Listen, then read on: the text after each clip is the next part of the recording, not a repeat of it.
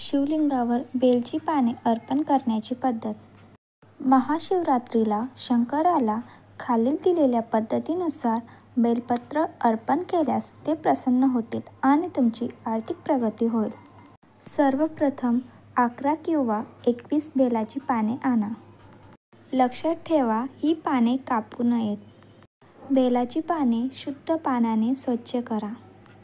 यानंतर एका भांड्यात गाईचे दूध घ्या आणि त्यात स्वच्छ बेलाची पाने टाका. आता दुधाच्या भांड्यातून बेलाची पाने काढून गंगाजलाने स्वच्छ करा.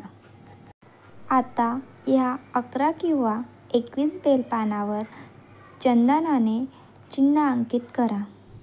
त्यानंतर त्यावर अत्तर शिंपडल्यानंतर ओम नमः शिवाय मंत्राचा उच्चार करताना बेलाची सर्व पाने शिवलिंगावर अर्पण करा.